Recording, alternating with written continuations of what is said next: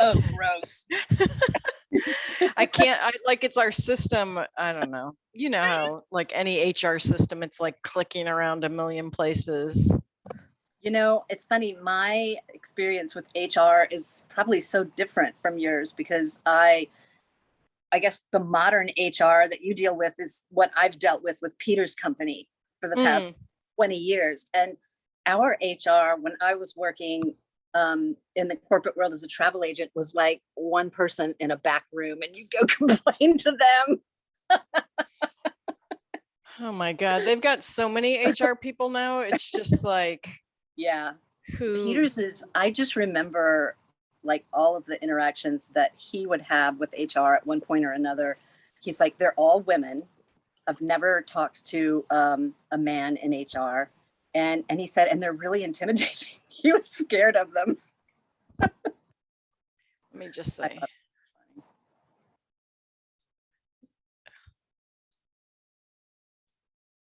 All right.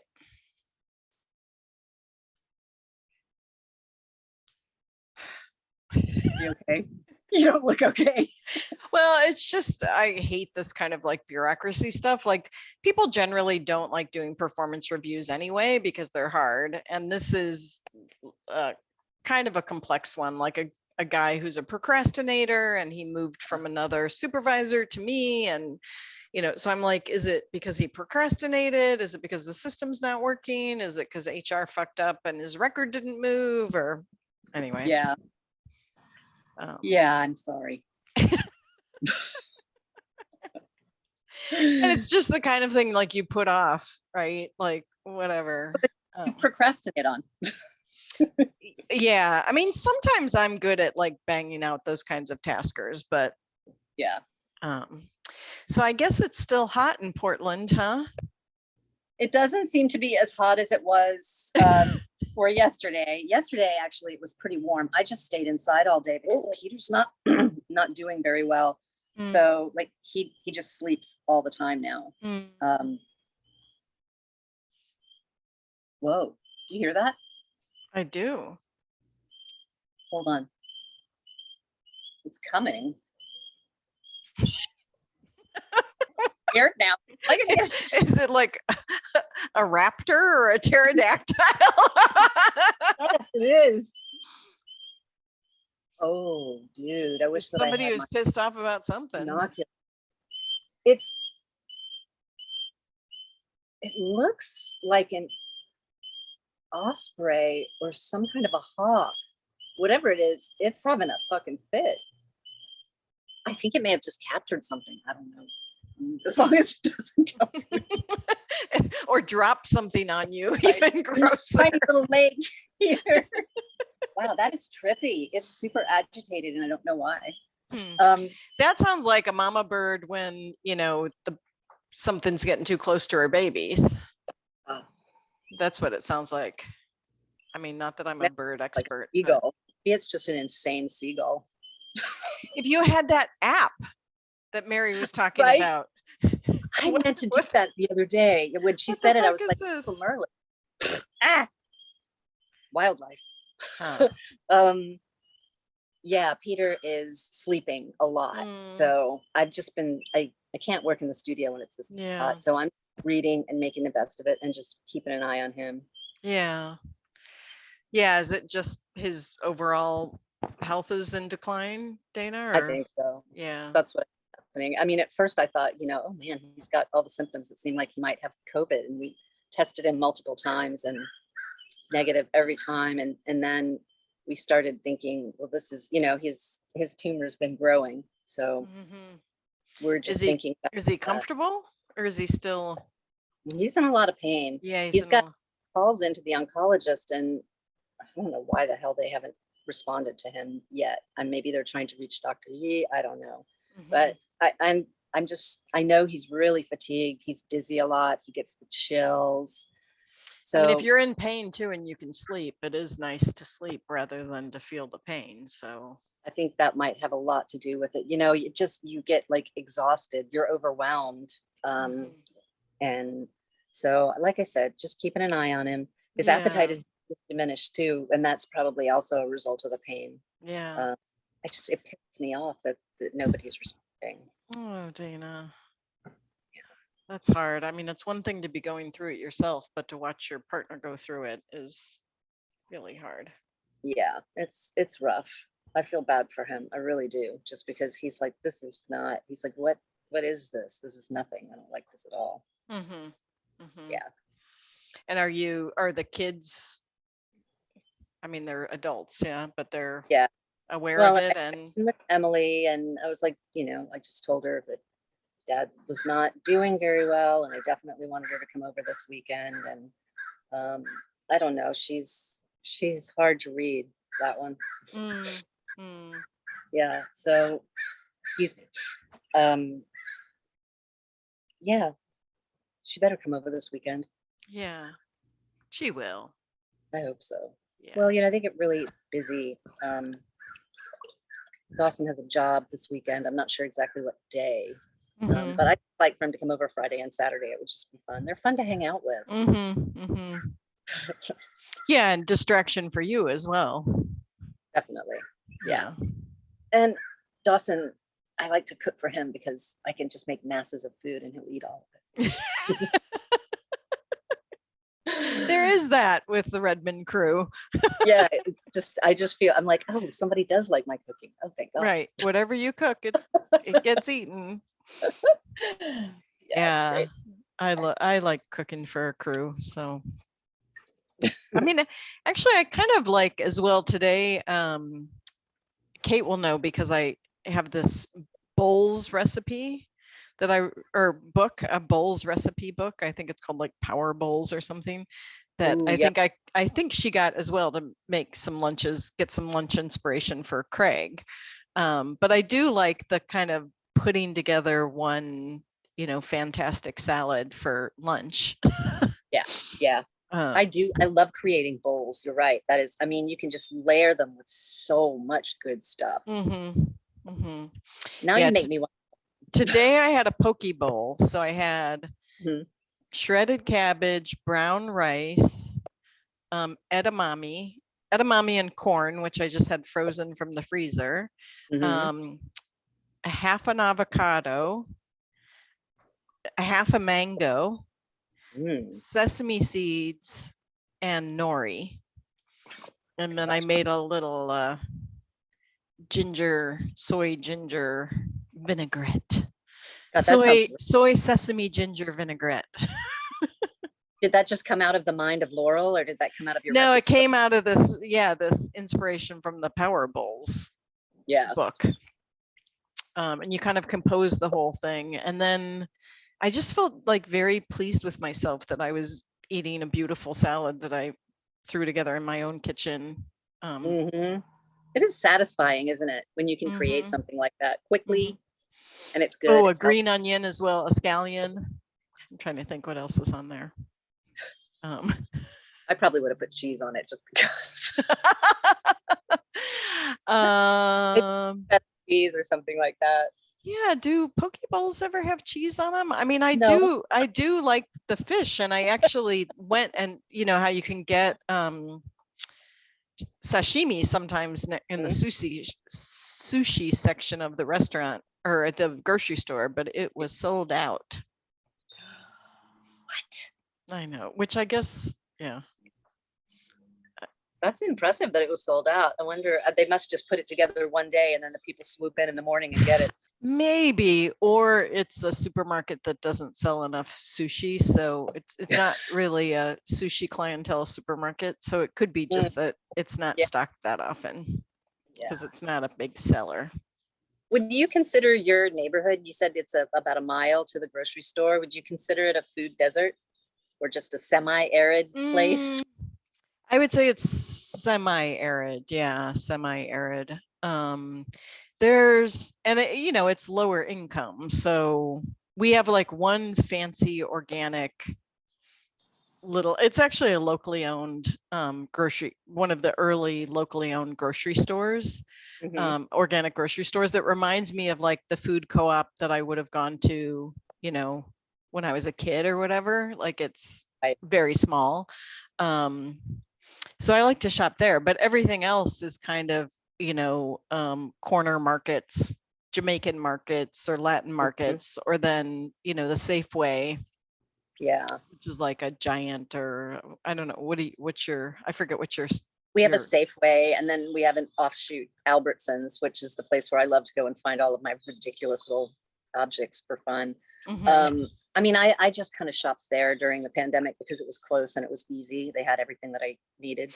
Yeah, but I mean, Safeway really varies by neighborhood, right? Like my Safeway, yeah. now that you said you have a Safeway, I'm like, oh yeah, I remember the Safeway in Woodstock near Kate was fancy. That's not what my Safeway looks like. Yeah. I imagine your Safeway looks more like a Food Lion in North Carolina. Yeah, exactly. That's something that really bugs me. I mean, it's good that you have like the little local bodegas, that have where you can get like a variety of spices or things that you might not. Well, and you can get like, cut up papaya in a Ziploc bag, that kind of thing. Oh, okay. Like where somebody, like somebody in the back of the bodega has cut it up, and which, to me reminds me of Indonesia. And I'm sure that's, you got that kind of stuff in Asia all the time, right? Where you get like, it's usually on a push cart, right? Where you'd stop and you'd get everything's handwritten. Yeah. A baggie. Or whatever paper was wax paper. Right. I just the whole idea of lower income neighborhoods not having access to quality food is really a sore point for me. Yeah. I just don't understand why giant corporations like Safeway don't come up with I mean, honestly, could they not create a division of grocery stores that would fit into neighborhoods like this? I just, so much money. I just don't understand. Yeah. Be done. I mean, stupid Whole Foods did it with 365. I mean, that's true. Yeah. That's cheaper, but at least it's less expensive than it is, although that's owned by Jeff Bezos now. So. Right. Jeff's food. Yeah. I'm reading this book called Invisible Child, which follows a kid who's maybe around 10 years old when you meet her. I'm only about halfway through the book, and it takes place in the rapidly gentrifying Fort Greene neighborhood of Brooklyn. And she lives in a homeless shelter with her 6 siblings and parents. Wow. And basically traces back her family lineage back to South Carolina and, the Great Migration, the family who came to Brooklyn originally and settled in Fort Greene, which became kind of the Harlem of Brooklyn, right? Where a lot of the, not everybody was an intellectual there, but, they were working class. And then basically the decline into homelessness in the 70s and 80s of her family, and crack, HIV. Yeah. I mean, you look at kind of what happened to her mother's, siblings and cousins. And just this, I mean, following how I mean, food is just one aspect of it, but food is a big aspect of it. Like, what does she get for school lunch? How much money does her, I mean, one of the ways one of her mom's main sources of income is shoplifting and reselling clothes. And another one is when they get through whatever kind of public assistance, she can sign, I think there's 6 kids, she can sign them up for counseling appointments, and they get like $8 a piece transport money to go to this counseling thing. And then she takes all the kids on the bus, cashes the, $50 of transport money, and it's only cost them, whatever to go on the bus. And that's another way they have income.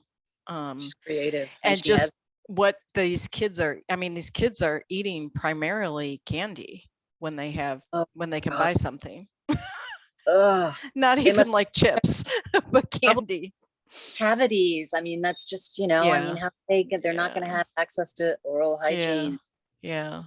That's, it's pretty, I don't know. I keep kind of like putting it down, and those kinds of books get to you. Yeah. I mean, I definitely remember thinking, like, I went to college with some kids that were from Southern New Jersey, and we drove up twice over a period of years, and New York City was never a place that we stopped or considered Mm. stopping, because in the 80s, it was not a tourist destination. Mhm, at all. mhm, It was, mhm. it was not, yeah, it was intimidating and Yeah, dangerous. yeah, Yeah. Yeah. What a fuck shit we've made of everything, haven't we? yeah, But yeah. And I don't know, the poverty I'm more familiar with in Indonesia is, I mean, it's severe poverty, but people just have more dignity, I guess, more than it feels like the systems here create for people. One of the things is in this homeless shelter, if they miss curfew, which I think is 9 p.m., if they're not inside, then they get locked out. They can't go into the building. And so if they're late home, they basically then like literally have sleep to on the find door. someplace outside to sleep. And Yeah. then they have to all go in person, and it's like some kind, I think they refer to it as like a processing center where they can get processed back in. They can't just wait for the door to open the next morning because they didn't sleep there. They have to get processed back in. So if that happens on they get home late on a Tuesday night, then the kids all miss school the next day because they're going through this processing center. And And what you're happens just with like, all their this stuff? fucking bureaucracy. Yeah. Yeah, I Do mean, the they, stuff, they've had one incidence where they got locked out and their stuff I mean, they're living in a 1-room apartment, 10, Mhm. 8 people, I think it is. Um, and their stuff, by the time they got back in, a lot of their stuff had been removed. Yeah, So, I just still marvel at the fact that, and not in a good way, in a shocked, jaded way, actually. I feel like I've been jaded most of my adult life. That should not be happening in this country. There's no yeah, excuse. There yeah. is and it Well, and makes you it's feel so invisible. I right. mean, that's the title of the book, is Invisible Child, right? That I'm sure that's Yeah. happening in Washington, D.C., like right down the street from me, but Mhm. it's just invisible to me, right? I don't Feels like know. it's being I don't know where made. the homeless shelters are. I don't know where the families that are living like this are in my neighborhood. I'm sure they're very well concealed, wouldn't you think? Mm-hmm. I mean, and I don't know. I still don't. I think that I felt like this during COVID. I'm like, this administration is purposely letting people die. Mm-hmm. I felt like it was purposeful to me. It Yeah. felt, and I feel like that's been going on for a long time, just with different groups of Yeah. people. Yeah. And it's disgusting. Yeah. It makes me feel. When you were teaching, did you have low income kids or poor kids? Oh, this neighborhood that I live in Lake Oswego. So Lake Oswego is considered the wealthiest city outside of Portland in this area. Mm-hmm. Dunthorpe, which is actually wealthier than us, is part of Portland. So that doesn't count. But my neighborhood, which is Lake Grove, that's this side of the lake, is sorry, I think I swallowed a bug. There's a school that's just over here that's actually about to be completely redone.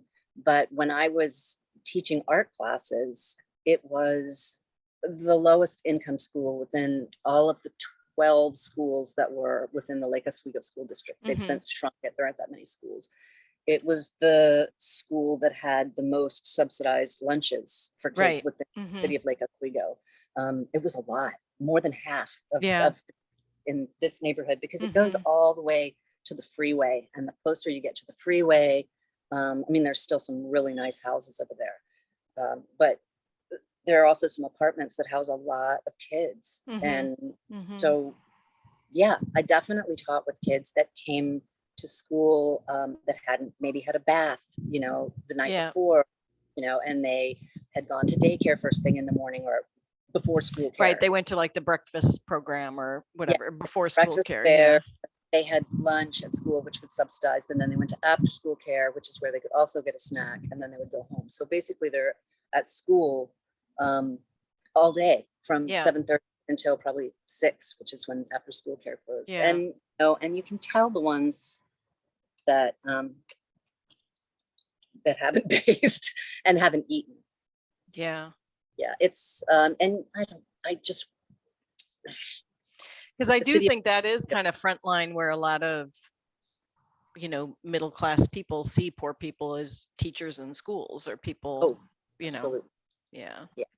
Absolutely. I remember it too when I was student teaching in North Carolina before I left the Fayetteville area. There were so many poor kids in the area where I was doing my student teaching, which was really close to the military base. Or not surprising. The backside of most military bases have a road which kind of reminds me of Barber Boulevard here in Portland, but it has more pawn shops and strip joints on it. And that's where the soldiers hang out, and that's where a lot of the prostitution comes from, and just low income, and there are a lot of single moms. It was just Yeah. so it in a way it doesn't feel that different. It seems to be. And when I did some pickup classes over in Tigard, which is like that way, and it was the same. There were a whole lot, you could tell there were a lot of kids that didn't have, when the lunch cart would come around, they weren't whipping out their lunch boxes. Yeah. So at least Lake Oswego provides subsidized meals. That's the school district. Yeah, is does. that's probably a mix of local and state and federal funding, right? To provide those services. Yeah, there's a name for it and I can't remember what it is. I've kind of tried to leave all that behind. Yeah. And it's sad too that I have absolutely. What year did you start teaching, Dana?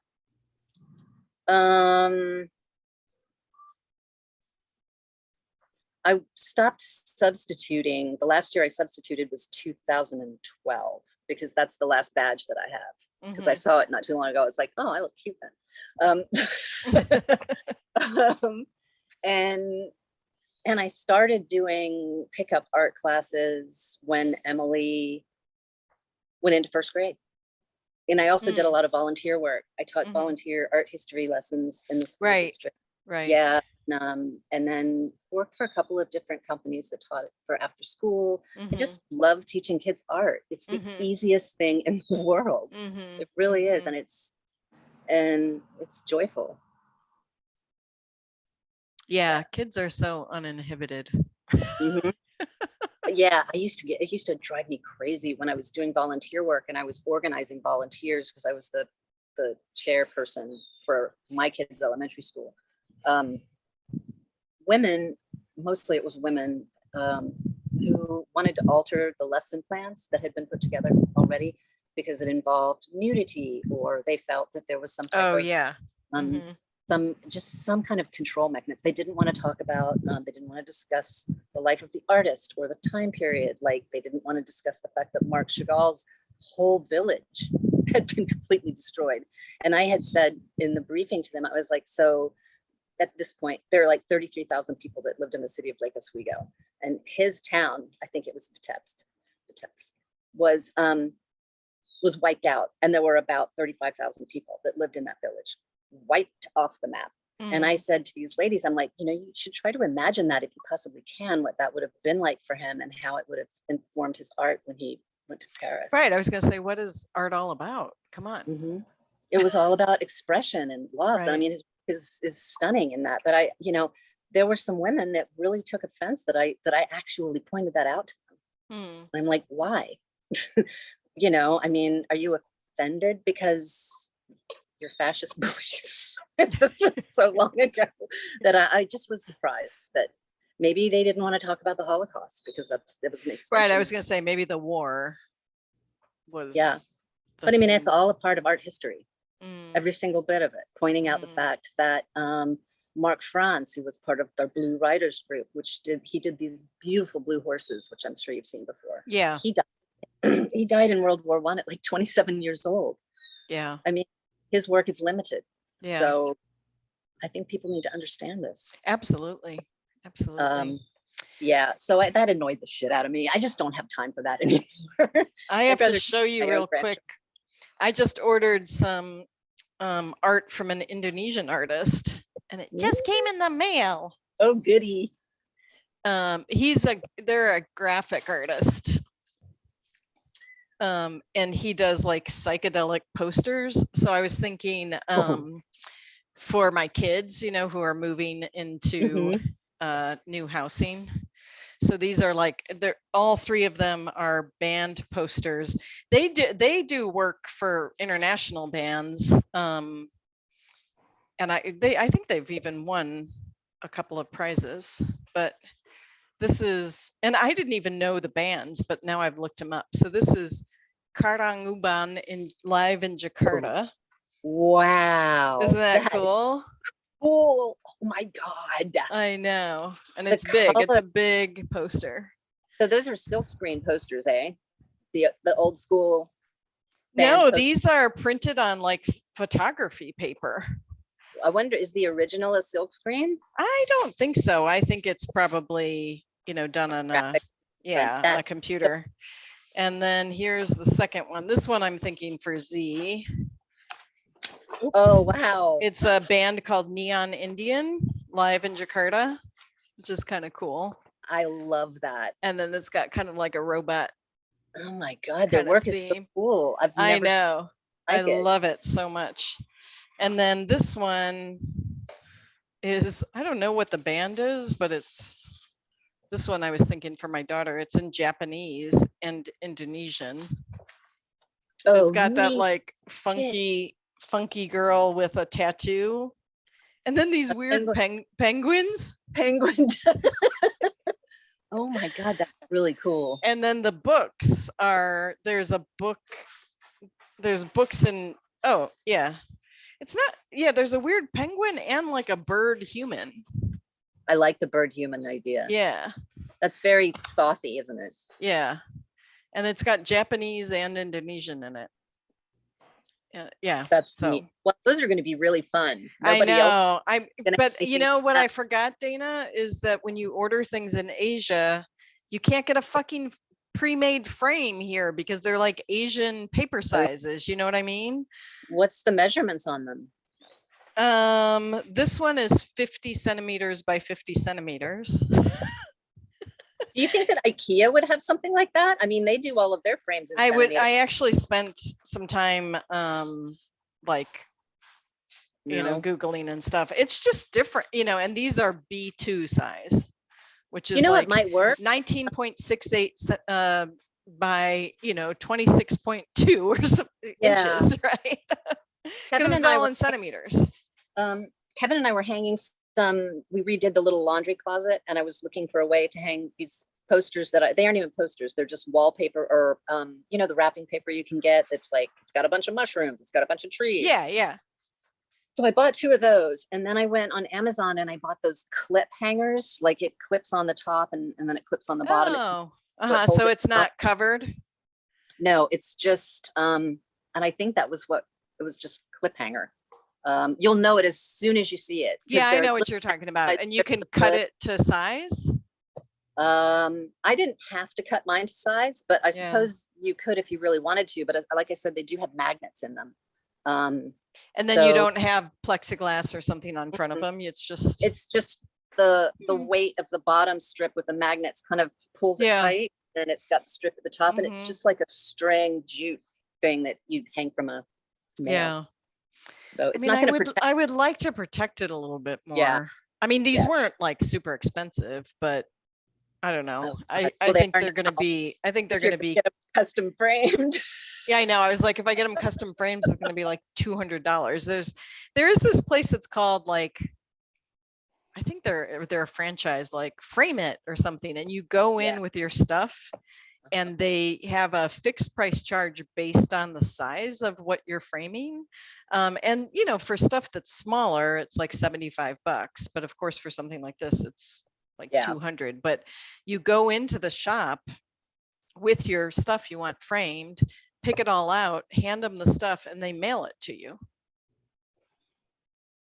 Have you Wow. heard of I've this not, place? that's Yeah. kind of, well, I mean, Peter went to a place in Portland. I think it was called Frame It, because he wanted to frame something that was offsized. And he built the frame there with all the stuff that they had. And then he just paid for the Oh. and walked out with his, but Yeah, he I ended up, kind of remember that you used to be able to do, like, back in the day, you used to be able to do that at Michael's. Like, they had like a mat station, and you'd go cut your own mat and do the whole, buy the things at different lengths and stuff. I have a bunch of stuff still that I framed at Michael's, like, back in the day. that was like the job that anybody that worked in the art department. I mean, if you Right. needed a job, You would everybody go, knew you could go to Pate's Framing in Pembroke and they'd give you a fucking job. right, and you'd be the one cutting the mat, right? I hated that shit. I didn't want to work there. I think actually, do you guys have Dick Blick Oh yeah. on the West Coast? Yeah, I think Dick Blick might still have that kind of I service. don't really shop it. I used to shop at Blick during college, and they bought Art Media and Utrecht. They are all like a big conglomeration. So I don't really shop there anymore because we have, you went to Artisan Craftsman Supply Mhm, over by Cape. mhm, That's where I get almost all my stuff now. mhm, They have mhm. just about everything that I need. And if they don't have it in shop, I can look it up and I can tell them what I want and they order it. Yeah. I like the idea of, I mean, I know they're not completely local, but they're locally, they're owned by, it's a co-op. Yeah, I always thought, I mean, I grew up going to Dick Blick in St. Louis, Mhm. and I was kind of astonished to find out that they were in more than St. Louis. I thought they were just a local St. Louis store. And I don't think they're actually everywhere in the United States. I think they're just in certain towns, but we do have one in DC. I definitely remember in the 80s, that was one of the places that we ordered our art supplies from. And it was not everywhere back then. It Yeah. must have been Yeah. in the Midwest. But Yeah, well, there's one in Berkeley as well. There's a Dick Blick Yeah. in Berkeley, but did you ever order anything from Cheap Joe's? no. Have you heard? Oh my God, that was a big thing in the 80s too, to get in. And you could also buy silver from Cheap Joe's. Oh, and thank okay. God silver was cheap back then. I don't know if I could have afforded to be a jeweler if Right. yeah, but we could order like lengths of silver and then just work. It was great, easy. Hmm. That was, I can't Yeah, wait to no, show I mean, I've never really been a practicing artist. It's just been my mom, and my sister, of course, but lived vicariously through them. I think if you grow up in a house with artists in it, you're going to be making some kind of art. It just rubs off. Yeah. Do you want to see my watercolors? I did? Yes. And then we should go. Okay.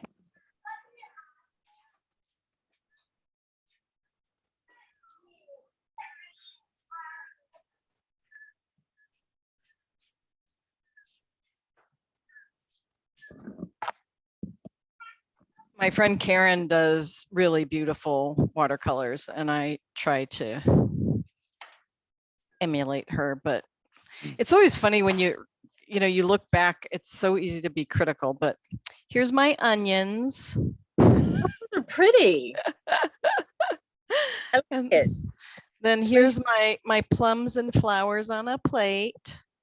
Lovely. And then here's my eggplant and citrus. Ooh, that's a fat eggplant. It Those was are really pretty, it was a Laurel. big eggplant. And then here's my unfinished lemons. Very nice. I seem to always have some unfinished. There's some more unfinished lemons. But do you use watercolor at all? Not anymore. I have. Yeah. Oh, that's good. A pomegranate. Nice shadow work. Yes, nice shadow work. Thank you. Those are pretty and good colors. I think watercolors are really relaxing. They are. Yeah, they are. I mean, I can very easily get intimidated, like when I'm in the middle of it. I think that's why I kind of abandoned these lemons. Because you kind of, I don't know, you get intimidated, but it is. If you can relax into it, it is relaxing. But yeah, it is. It's almost like fishing in a way. You have to be really patient. Yeah. And take your time, because otherwise, if you rush it, it's just not going to work. I'm always too controlled as well, but Do you like those crayons? The I What- have never used those, the watercolor crayons that you Oh, like those- draw with and then you put water Yeah. on top of them. They're lovely. No, I've never used those. I think Kate has those. You have to Yeah. give them a try. Okay. Okay. Kate, when I come out, I'll give them a try. With my fancy maybe I'll bring my fancy watercolor paper. That paper was Yeah. expensive. Which ones did you get? I got the 100% pure cotton Algodon. These. Oh, the Arches. Yeah. Is The that the cold- Arches. Wow, that is expensive. I always like that. I could never really, that was a big spend. I think how many, this is 20 sheets.